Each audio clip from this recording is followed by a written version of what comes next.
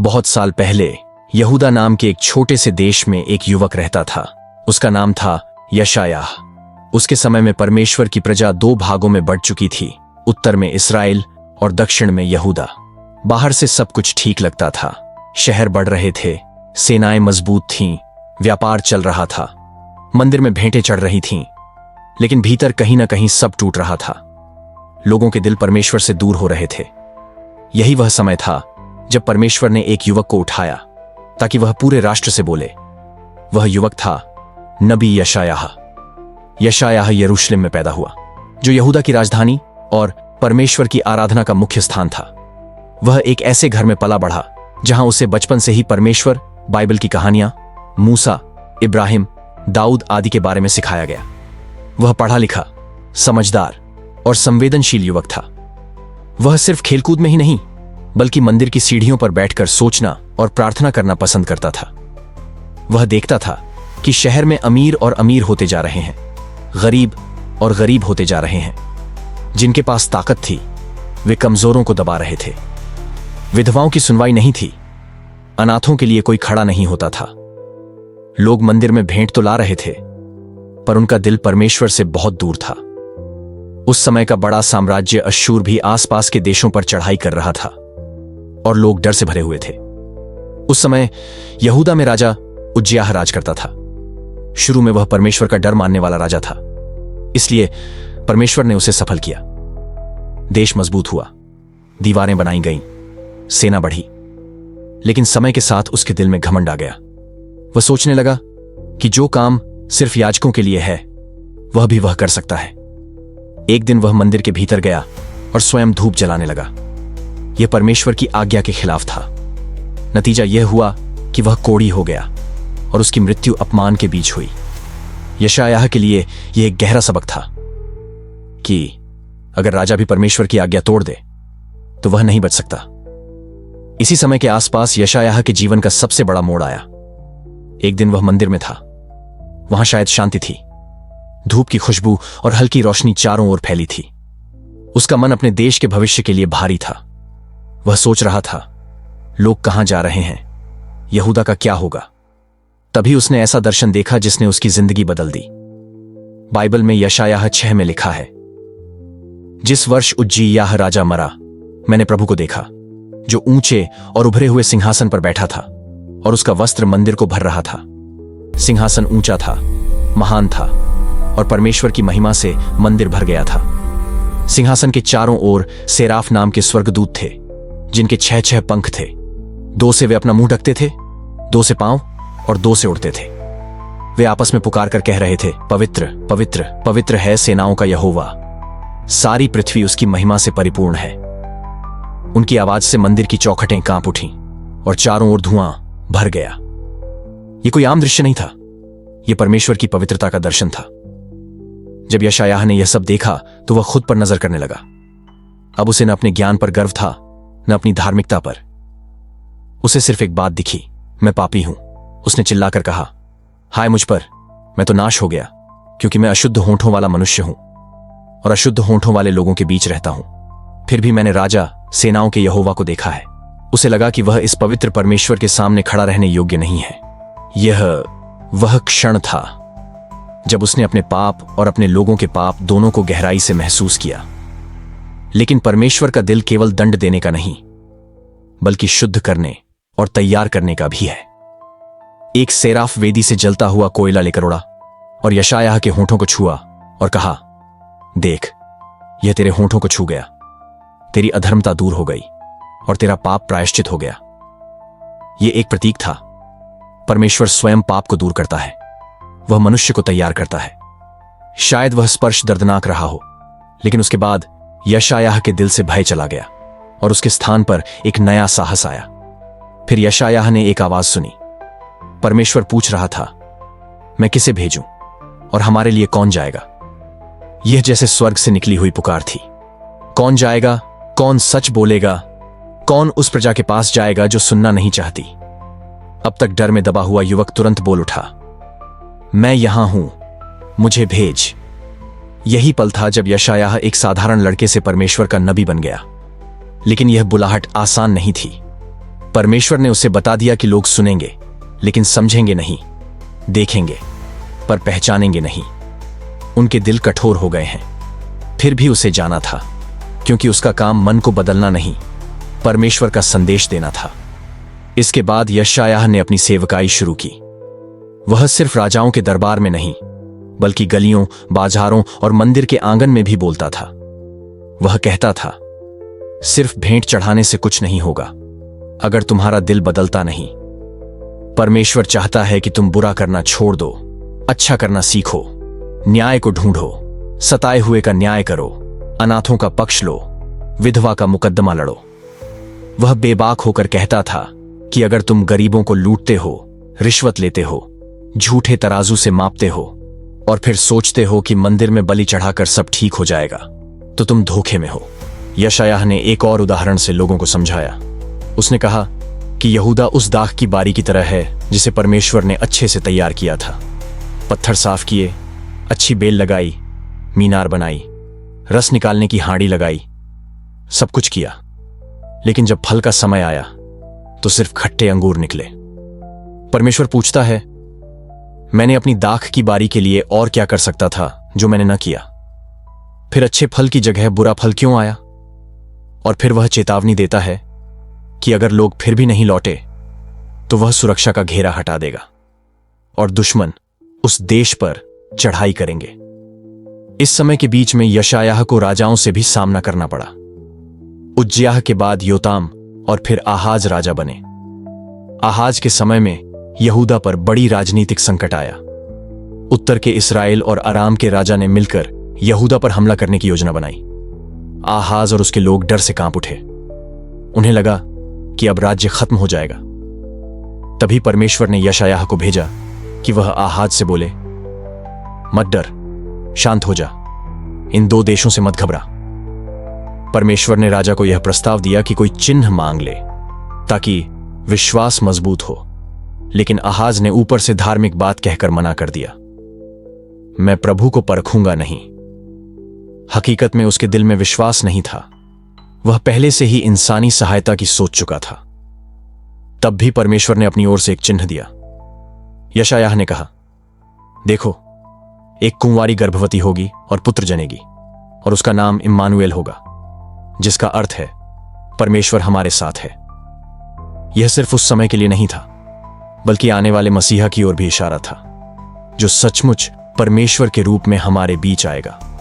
आगे यशायाह ने कहा, एक बालक हमारे लिए जन्मा, हमें एक पुत्र दिया गया है और प्रभुता उसके कंधे पर होगी और उसका नाम अद्भुत युक्ति करने वाला, पराक्रमी परमेश्वर, अनंत काल का पिता, शांति का राजकुमार रखा जाएगा। सदियों बाद मसीही इस बात को यीशु मसीह से जोड़कर समझते हैं। आहाज ने फिर भी परमेश्वर पर भरोसा नहीं किया। उसने बाहर के शक्तिशाली राष्ट्रों, खासकर अश्शूर और मिस्र की तरफ देखा।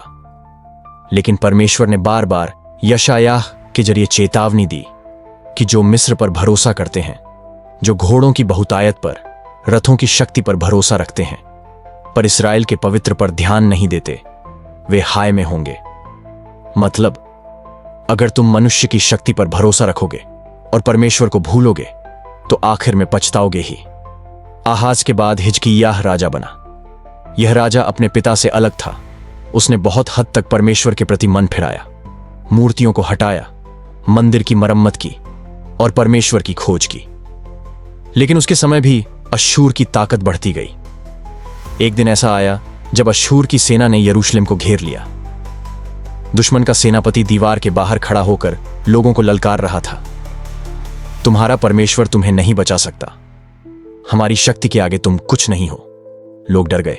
हिजकिय्याह का दिल भी कांपा, लेकिन इस बार उसने वही किया जो हमें भी करना चाहिए।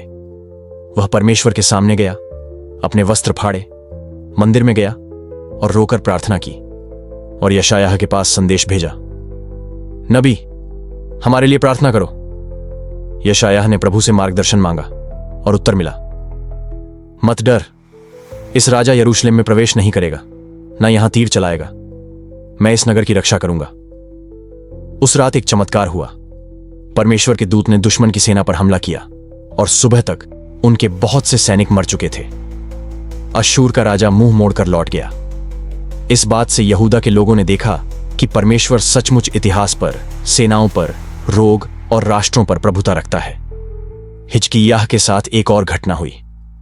वह गंभीर रूप से बीमार पड़ गया और यशायाह ने उसे परमेश्वर की ओर से संदेश दिया, तू मरने वाला है, अपना घर व्यवस्थित कर ले।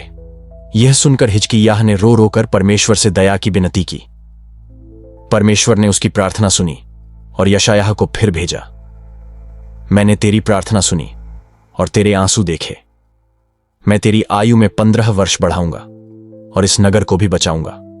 इसके चिन्ह के रूप में परमेश्वर ने सूरज की छाया को पीछे की ओर लौटाया। यह दिखाता है कि परमेश्वर के लिए असंभव कुछ नहीं। यशायाह की पुस्तक में सिर्फ यहूदा की बातें ही नहीं हैं।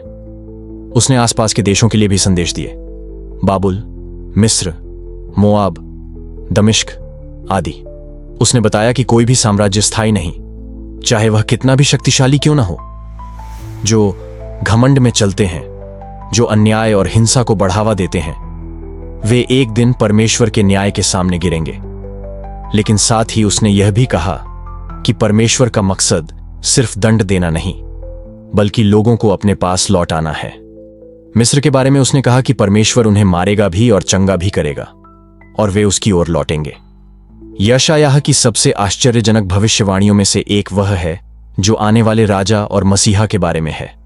उसने कहा कि यिशै, दाऊद के पिता, के ठूंठ से एक अंकुर निकलेगा और उस पर यहोवा का आत्मा ठहरेगा, ज्ञान, समझ, शक्ति और परमेश्वर के डर का आत्मा। वह न्याय के साथ राज करेगा, गरीबों का न्याय करेगा और उसके राज्य में शांति होगी। उसने एक सुंदर तस्वीर खींची। भेड़िया मेमने के साथ बसेगा, चीता बकरी के साथ लेटेगा, छोटा बच्चा इनका अगुआ होगा, शेर बैल की तरह भूसा खाएगा, बच्चा सांप के बिल के पास खेलेगा और कुछ भी नुकसान नहीं होगा। यह सब मिलकर एक ऐसे भविष्य की ओर इशारा करते हैं जहां परमेश्वर की शांति पूरी धरती पर राज करेगी। एक अन्य प्रसिद्ध अध्याय यशायाह 53 में उसने उस सेवक के बारे में बात की जो दूसरों के लिए दुख उठाएगा।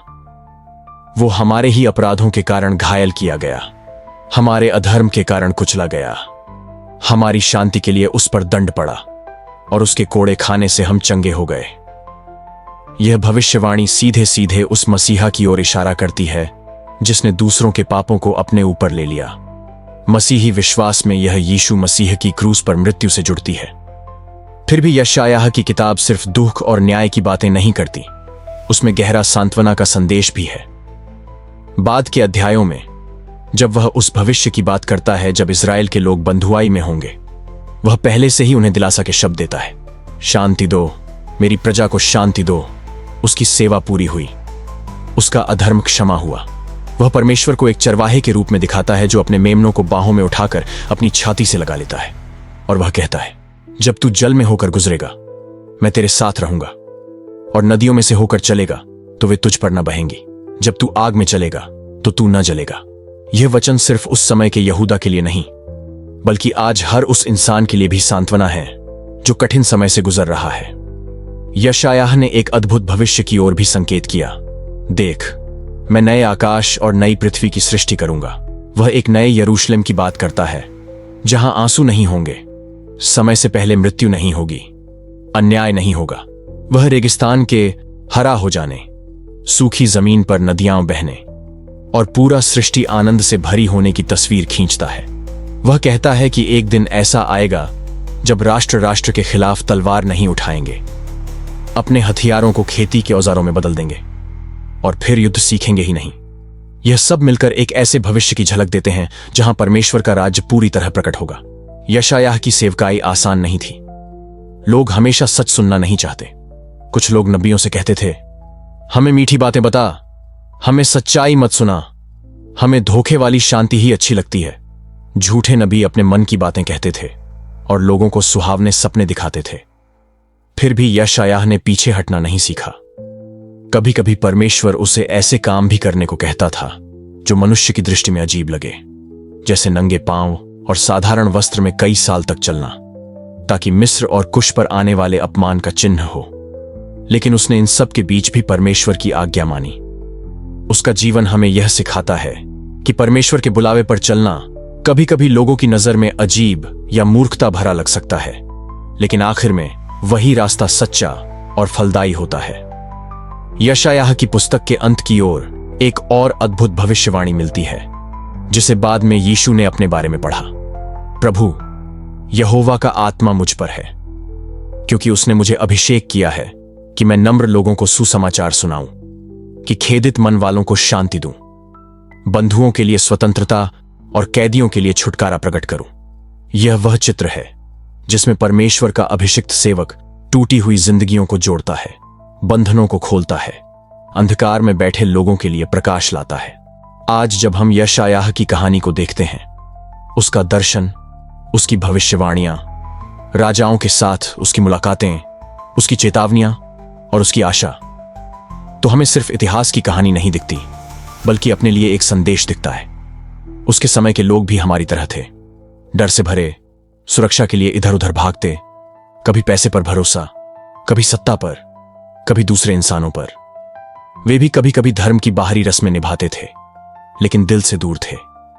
यशायाह के जरिए परमेश्वर उन्हें बुला रहा था, मेरे पास लौट आओ, न्याय और दया के रास्ते पर चलो, गरीबों और कमजोरों की फिक्र करो, और सबसे बढ़कर मुझ पर भरोसा करो। यशायाह की कहानी हमें दिखाती है कि परमेश्वर पाप को हल्के में नहीं लेता, लेकिन वह अपने लोगों को कभी छोड़ता भी नहीं। वह न्याय भी करता है और क्षमा भी देता है। वह गिरते हुए साम्राज्यों पर भी प्रभुता रखता है और एक व्यक्ति के आंसू भी देखता है। उसने यशायाह को उठाकर कहा, कौन जाएगा? और उस युवक ने जवाब दिया, मैं यहां हूं, मुझे भेज। सवाल यह है कि आज जब हमारे आसपास भी अंधकार, अन्याय, झूठ और डर है, क्या हम भी उसी परमेश्वर की आवाज सुन रहे हैं? क्या हम भी अपने जीवन में कहेंगे, प्रभु मैं तैयार हूं, जहां तू भेजे मैं जाऊंगा, मैं भी सच बोलूंगा, मैं भी न्याय और दया के लिए खड़ा रहूंगा, और चाहे हालात जैसे भी हों, मैं यही मानूंगा कि इम्मानुएल परमेश्वर आज भी हमारे साथ है। यशायाह का जीवन, उसकी बुलाहट, उसकी भविष्यवाणियां और उसकी आशा आज भी हमें बुलाती हैं, अंधकार के बीच प्रकाश बनने के लिए, भीड़ के बीच सच्चाई पर खड़े होने के लिए, और हर हाल में उस परमेश्वर पर भरोसा रखने के लिए जिसका प्रकाश कभी नहीं बुझता।